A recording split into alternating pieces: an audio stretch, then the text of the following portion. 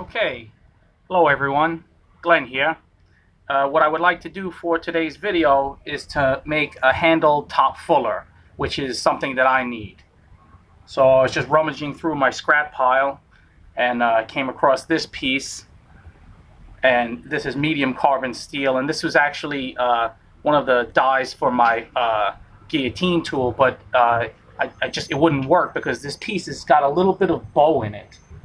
So that sometimes happens when you get pieces from the manufacturer, especially stuff that's hot milled. So this would be probably perfect for what I want, because I want to make it about a ½ an inch, and this is about 5/8 of an inch wide. I think this is 38 millimeter by 16 millimeter, so just about 5/8 of an inch wide, and that should be perfect for what I want to do. So I was thinking about I'm going to handle this differently than I normally handle my top tools.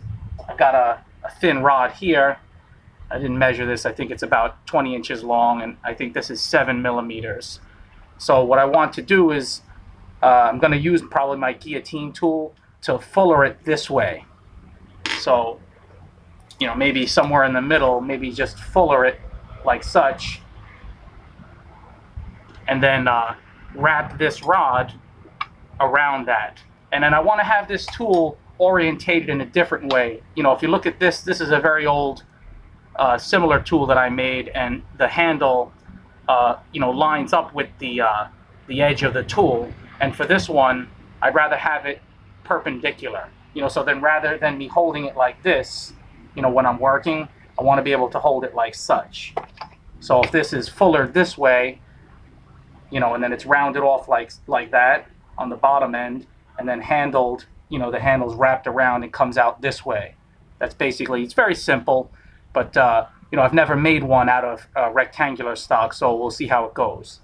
And another thing, before I get going and fire up my forge, I wanted to give a big shout out to 2 guys for donations, and those guys would be Jerry S. Hodges and Bruce Butcher. Guys, thanks very much. So let me get the forge fired up. We'll see what happens.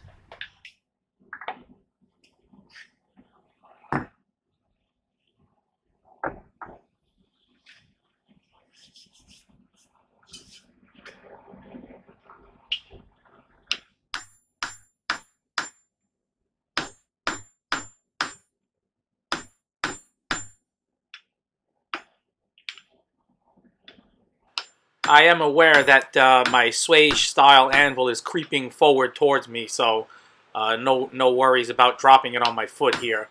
I probably should have just had it on the wooden platform rather than just setting it on top of my other anvil.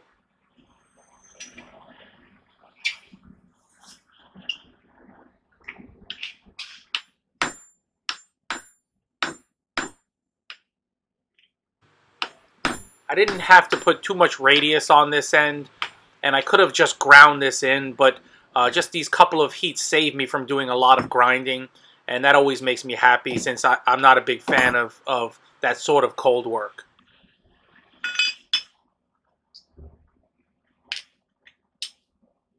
I'm just getting my guillotine tool with flat dies ready for top and bottom fullering. This piece really stretches the limits of the throat opening.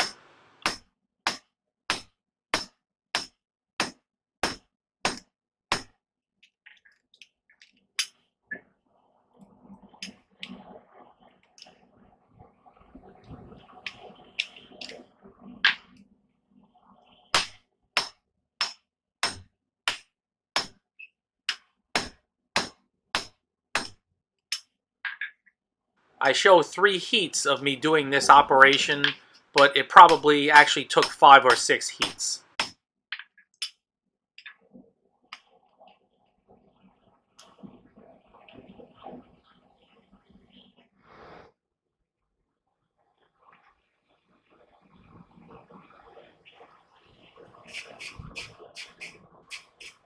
I figured I would harden this piece now, but actually it turned out to be a little bit of a waste of time, as you'll see later on. But when you do cool off medium carbon like this in water, you want to go a little bit slowly, and that's why I'm dipping in and out. Especially this is 1050, so it's actually a little bit higher carbon for a medium carbon steel.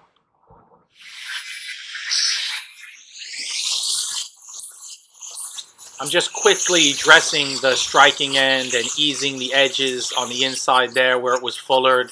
And I worked the business end down just a little bit more, rounded those edges.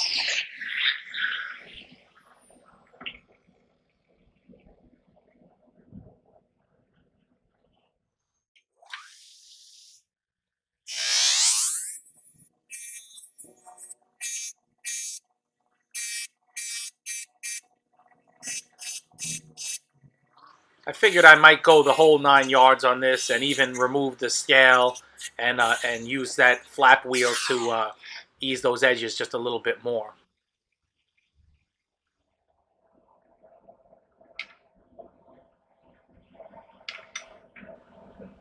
Here I'm locking this in my vise and then sizing up that rod. You know, I can tell it's going to be fairly short based on how I want to twist this around.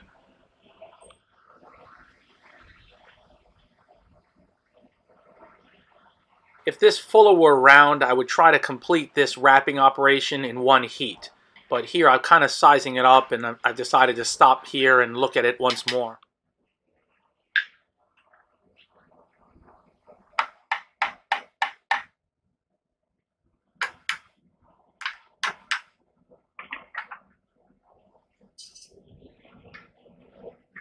Notice how I have the rod slightly tipped, so when I wrap, one leg can go up and one leg can go down.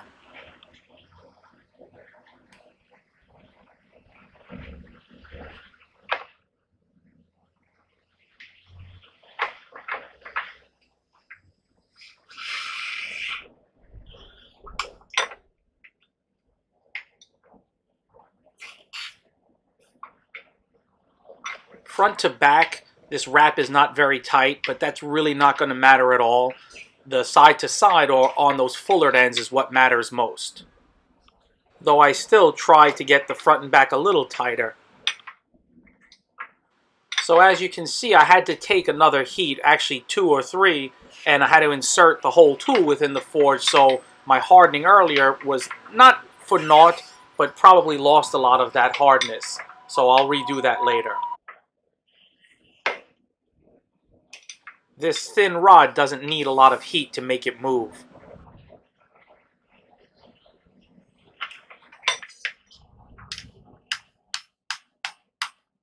Again, you want to make sure that your rod is embedded within the fullered grooves, and that's what really matters most. Eventually, after some use, this tool will rock a little bit, but it'll never come out. And actually, a little bit of rocking is desirable in my opinion.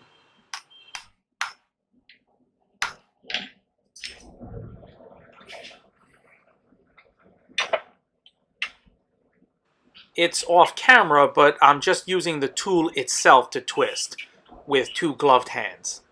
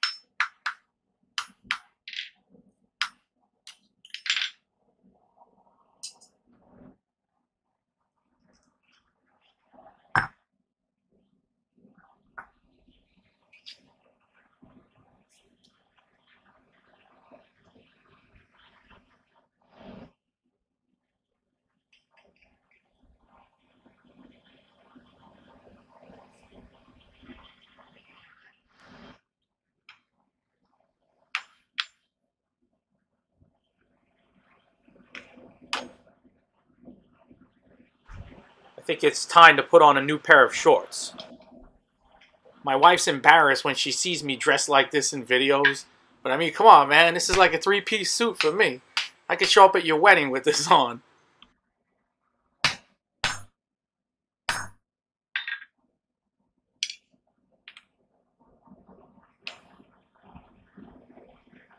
This fuller from Rectangular Stock really works well. I'm really happy with this tool.